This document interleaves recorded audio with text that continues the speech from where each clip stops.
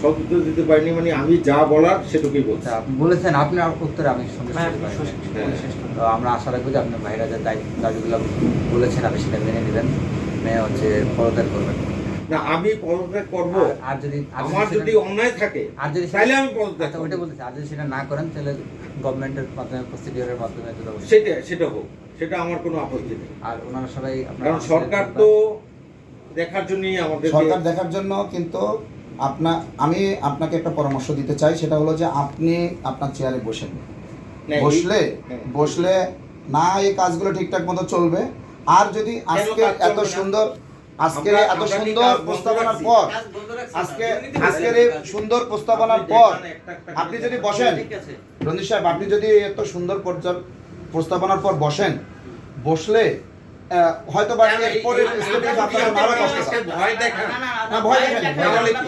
এই ভয় দেখায় যদি আমার চেয়ার থেকে আপনারা উঠে দিতে চান, সেটা আমরা চাচ্ছি যে এর সমাধান না হওয়া পর্যন্ত আপনি সমাধান না হওয়া পর্যন্ত আপনি আপনার কার্যালয়ে যাবেন না। এটা আমরা সমাধান করব আর কি, এটা সমাধান হবে তারপরে আপনারা আমাকে আপনার কার্যালয়ে যাবেন না, এলিগেশন সলভ না হওয়া পর্যন্ত আপনার কার্যালয়ে যাবেন না। এটা আমাদের স্পষ্ট বার্তা, স্পষ্ট বার্তা, এবং স্পষ্ট বার্তা, কোনো মানে কোনো নাই, এটা হচ্ছে স্পষ্ট বার্তা, আপনি আপনার কার্যালয়ে যাবেন না, আপনি আমাদের মানে কালকে থেকে আপনি আপনার কার্যালয়ে ঢুকবেন না, এটা আপনার প্রতি আমাদের স্পষ্ট বার্তা। সমাধান না হবে, এটা সমাধান হবে, তারপর যদি আপনি নির্দোষ প্রমাণিত হন তারপর আপনি আপনার কার্যালয়ে ঢুকবেন, এর আগে আপনার কার্যালয়ে ঢুকবেন না। এতটুকুই আপনার প্রতি আপনি আপনি আপনার কার্যালয়ে ঢুকবেন না, আপনি কার্যালয়ে না ঢুকি, হ্যাঁ, তাহলে তো আমার অ্যাবসেন্ট হয়ে গেলাম। আপনার অ্যাবসেন্ট হয়ে গেলেন তো গেলেন, সমস্যা নেই। কালকে তো আপনি বলেন আপনার প্রতি স্পষ্ট বার্তা, আপনি আপনার কার্যালয়ে ঢুকবেন। আপনি অ্যাবসেন্ট হয়ে গেলে আপনি আপনার উদ্যোতনটা জানাই দেন যে আপনি এই কারণে অ্যাবসেন্ট আছেন। আপনারা এরকম করছেন,